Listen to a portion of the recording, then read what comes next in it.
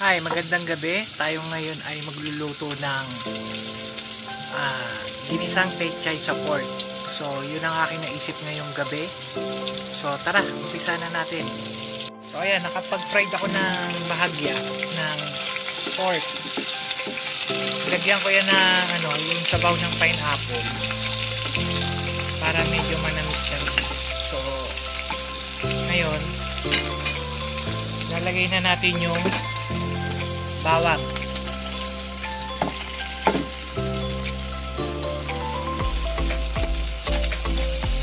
Lagay natin bawang.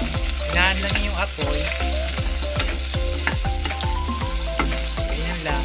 Tapos, lagay natin mamaya yung kamatis at sibuyas. So, ito na. Ilalagay na natin yung kamatis at sibuyas.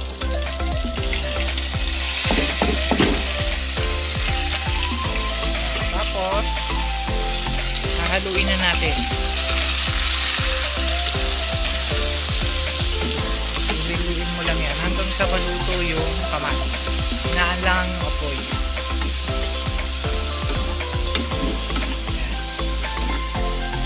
Pag natunaw na yung kamatis, medyo naluto-luto na yung kamatis. Lalagyan natin ng konting water. Tapos, lalagyan natin yan ng nor. Yan, kumulo na. Nilagyan ko ng tubig. So, ilalagay na natin tong nor. Yan.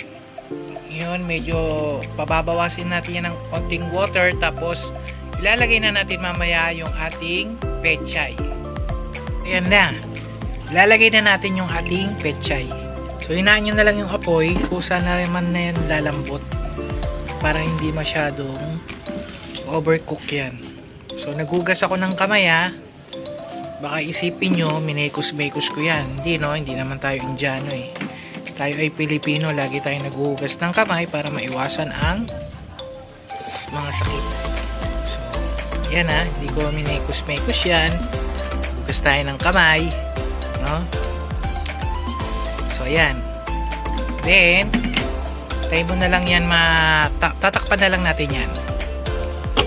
So, mamaya, maluluto na yan ng mga ilang segundo o minuto. Okay?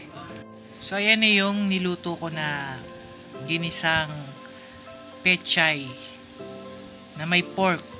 So, ayan na. Ito na yung pinaghirapan natin na lutuin para sa ating mahal.